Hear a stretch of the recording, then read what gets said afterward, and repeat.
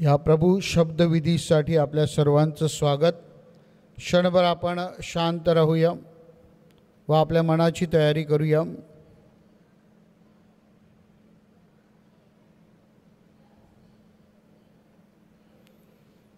पिता, पुत्र आणि पवित्र आत्मा ह्यांच्या नावे आमेन. आपल्या प्रभू येशू ख्रिस्ताची कृपा, परमेश्वराची प्रीती आणि पवित्र आत्म्याची मैत्री तुम्हा बरोबर असो आणि तुम्हा बरोबर सुद्धा.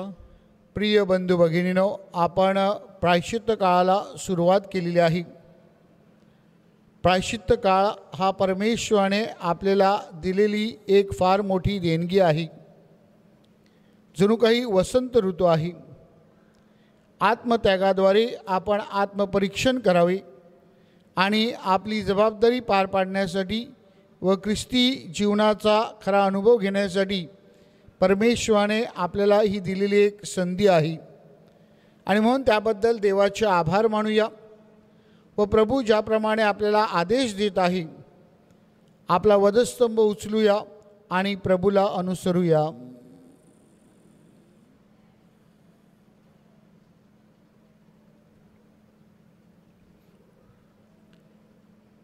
ह्या प्रभू शब्दविधीसाठी आपण पात्र व्हावीत म्हणून आपल्या अंतःकरणामध्ये डोकावून पाहूया. देवाविरुद्ध व एकमेकाविरुद्ध आपल्या हातून काही कृत्य घडले असेल तर परमेश्वराकडे क्षमायाचना करूया.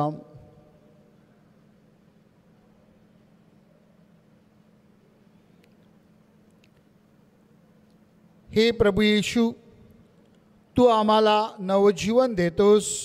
करुणा कर रे प्रभुजी, आलो तुझिया चरणी आम्ही. हे प्रभू येशू, तू आमच्या पापांची क्षमा करतोस. करुणा कर रे ख्रिस्ता, आम्ही जमलो तुझिया दारी. हे प्रभू येशू, तू आपल्या रक्ताने व देहाने आमचे पोषण करतोस. करुणा कर रे प्रभुजी, आलो तुझिया चरणी आम्ही. सर्व समर्थ परमेश्वर आम्हावर दया करो, आमच्या पापांची क्षमा करून आम्हाला सार्वकालिक जीवनाकडे नेवो. आमेन.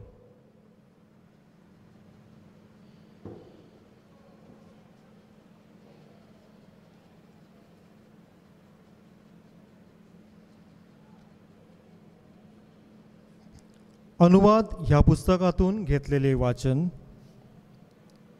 मोशेने सर्व लोकांना बोलावले व त्यांस म्हटले, पहा, जीवन व मरण, हानी व लाभ ही आज मी तुझ्या पुढे ठेवली आहेत.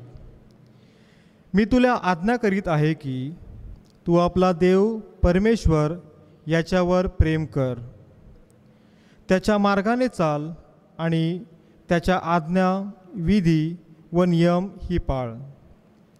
म्हणजे तू जिवंत राहून बहुगुणित होशील आणि ज्या देशाचे वतन करून घेण्यास तू जात आहेस तेथे तुझा देव परमेश्वर तुझे कल्याण करेल.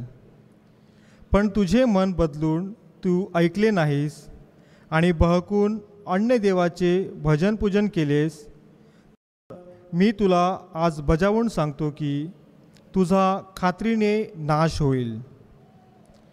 यार्देन उतरून जो देश तू वतन करून घेण्यास जात आहेस तेथे तू चिरकाल राहणार नाहीस.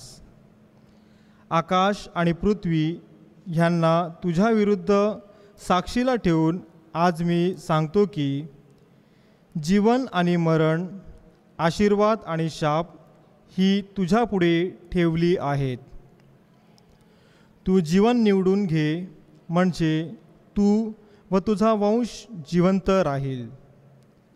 आपला देव परमेश्वर याच्यावर प्रेम कर, त्याची वाणी ऐक व त्यास धरून राहा, कारण त्यातच तुझे जीवन आहे, त्यातच तुझी आयुर्वृद्धी आहे. असे केल्याने जो देश देण्याविषयी परमेश्वराने तुझे पूर्वज अब्राहाम, इसहाक व याकोब यांना शपथपूर्वक वचन दिले आहे आणि त्यात तुझी वस्ती होईल. हा प्रभूचा शब्द आहे. देवाला धन्यवाद. प्रतिसाद स्तोत्र. प्रतिसाद. प्रभूवर विश्वास ठेवणारा आनंद पावतो. प्रभूवर विश्वास ठेवणारा आनंद पावतो. जो मनुष्य दुर्जनांच्या सल्ल्याप्रमाणे चालत नाही, पातक्यांच्या वाऱ्याला उभा राहत नाही किंवा देवनिंदकाच्या बैठकीत सामील होत नाही, उलट जो प्रभूच्या धर्मशास्त्रात रमतो, त्याच्या धर्मशास्त्राचे रात्रंदिवस मनन करतो, तो धन्य. प्रतिसाद. प्रभूवर विश्वास ठेवणारा आनंद पावतो. वाहत्या पाण्याजवळ एखादे झाड लावलेले असते.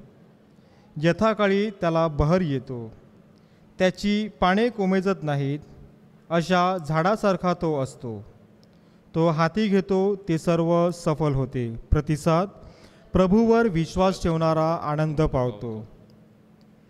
पण दुर्जनांचे तसे मुळीच नाही.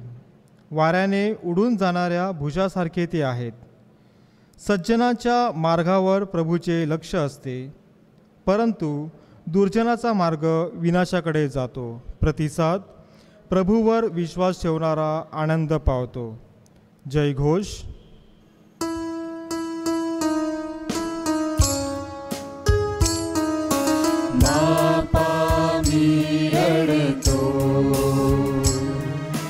घरी परत येतो, पुत्र नव्हे तर चाकर तुझा, स्वीकार कर माझा, स्वीकार कर माझा.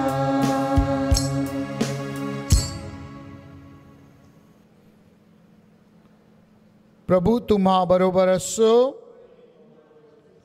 संत लूकच्या शुभवर्तमानातून घेतलेले वाचन. हे प्रभू तुझा गौरव असो. येशूने आपल्या शिष्यांना म्हटले, मनुष्याच्या पुत्राने पुष्कळ दुःखे भोगावीत, वडील मंडळी, मुख्य याजक आणि शास्त्री यांच्याकडून नाकारले जावे, जीवे मारले जावे आणि तिसऱ्या दिवशी पुन्हा उठावे, ह्याचे अगत्य आहे. येशूने सर्वांस म्हटले, जर कोणी माझ्या मागे येऊ पाहतो तर त्याने आत्मत्याग करावा, दररोज स्वतःचा वधस्तंभ उचलून मला अनुसरावे. कारण जो कोणी आपला जीव वाचू पाहतो तो त्याला मुकेल, परंतु जो कोणी माझ्याकरिता आपल्या जीवास मुकेल तो त्याला वाचवील. कारण जो कोण मनुष्य त्याने सगळे जग मिळवले आणि स्वतःला गमावले किंवा स्वतःचा नाश करून घेतला तर त्याला काय लाभ. प्रभू ख्रिस्ताचे शुभ वर्तमान. हे ख्रिस्ता तुझी स्तुती असो.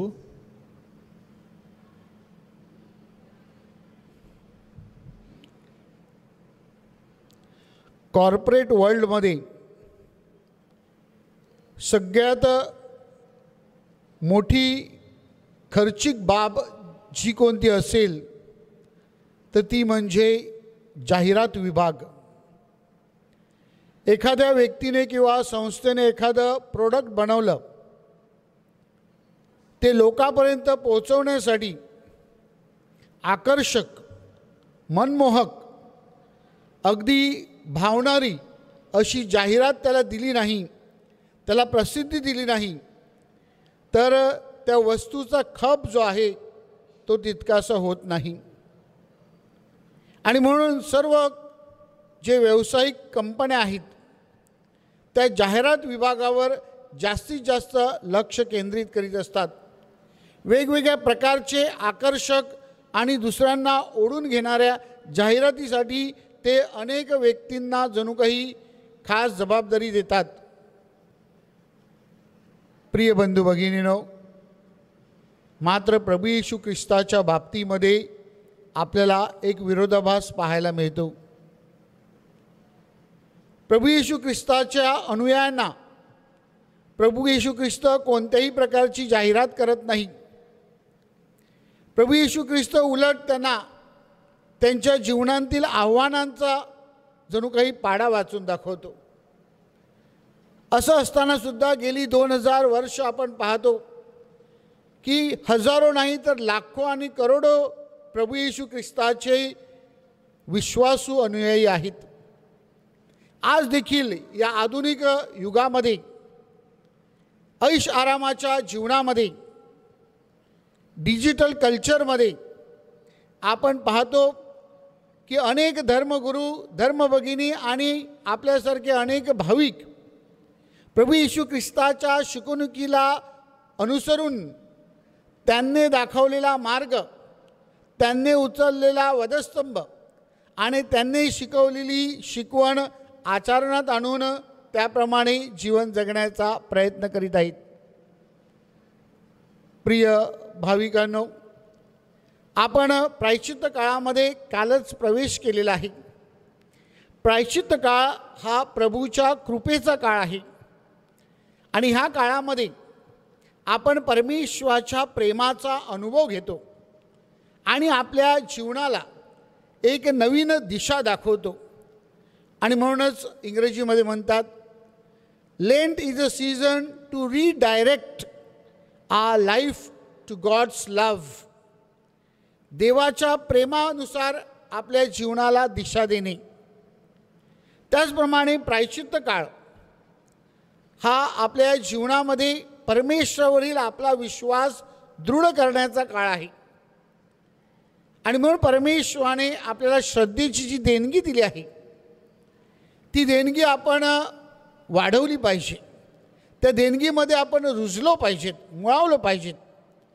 आणि म्हणून टू रिव्ह्यू आवर फेथ, आपली जी श्रद्धा आहे त्याच्यावर जणू काही एक विचार करणे, त्याचा जणू काही रिव्ह्यू करून घेणे, योग्य आहे की अयोग्य आहे, दृढ आहे की अजून आपण खोलामध्ये जायला पाहिजे. आणि प्रायश्चित्त काळ is to renew our attitude.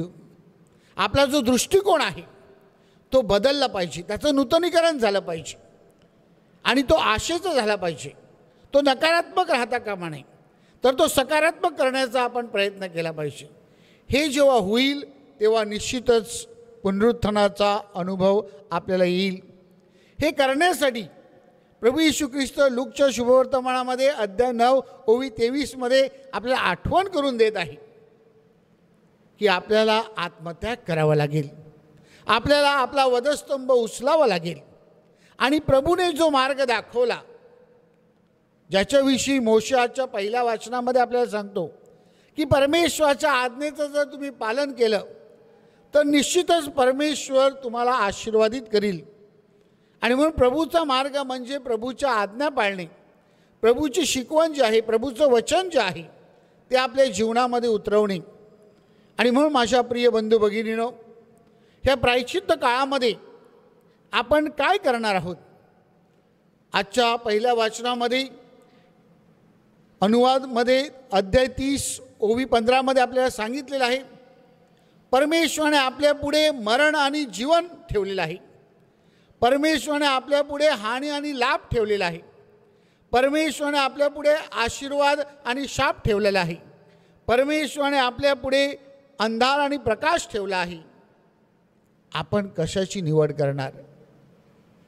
जर आपण जीवनाची निवड केली तर आपल्याला परमेश्वराचा लाभ होईल. जर आपण आशीर्वाद निवडले तर निश्चितच आपण प्रकाशामध्ये चालू. आणि पुनरुत्थानाचा जो प्रकाश आहे तो आपल्या जीवनाला नवीन दिशा देईल. आणि म्हणून या प्रायश्चित्त काळामध्ये प्रभूचे खरे अनुयायी होण्यासाठी आपण प्रभूकडे प्रार्थना करूया. प्रभूची शिकवण अंगीकारण्यासाठी प्रभूकडे कृपा मागूया.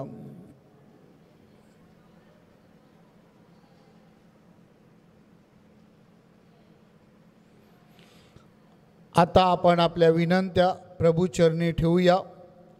प्रत्येक विनंतीनंतर आपलं उत्तर असेल, हे प्रभू आमची प्रार्थना ऐक.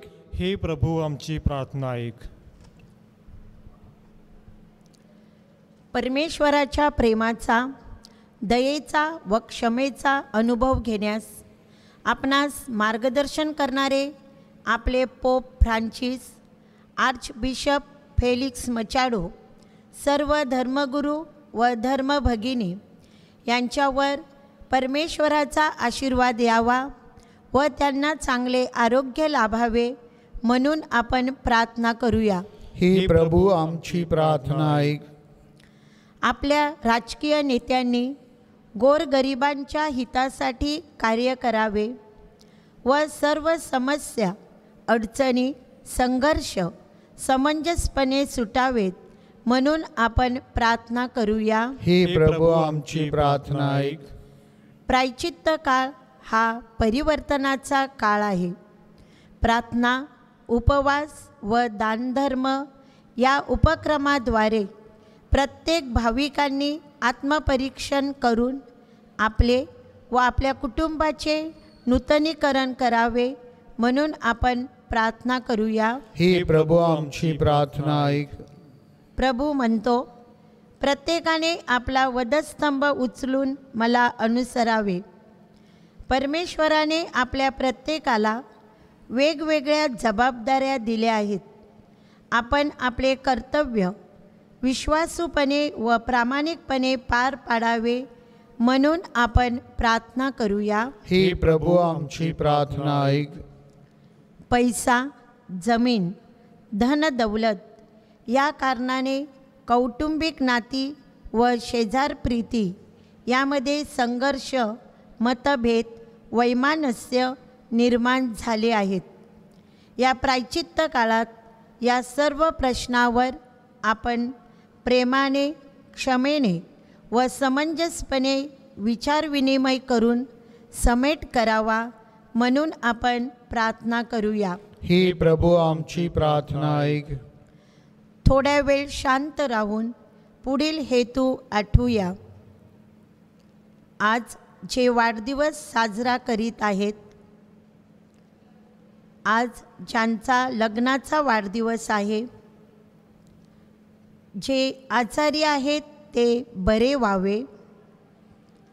बाळाची अपेक्षा करणाऱ्या दाम्पत्यांसाठी, सुखरूप बाळंतपणासाठी, वैयक्तिक हेतूसाठी.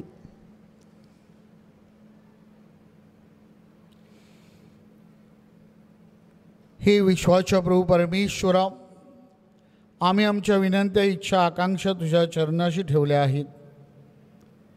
त्या आम्ही तू शिकवलेल्या प्रार्थनेद्वारे तुला सादर करीत आहोत. आमच्या स्वर्गीय बापा, तुझे नाव पवित्र मानले जाऊ. तुझे राज्य येवो. जसे स्वर्गात तसे पृथ्वीवर तुझ्या इच्छेप्रमाणे हो. आमची दररोजची भाकर आज आम्हाला दे, आणि जसे आम्ही आमच्या अपराध करणाऱ्यांना क्षमा करीतो तशीच तू आमच्या अपराधांची क्षमा कर, आणि आम्हाला मोहात पडू देऊ नकोस, पण वाईटापासून आम्हाला सोडव. पिता, पुत्र आणि पवित्र आत्मा ह्यांच्या नावे आमेन.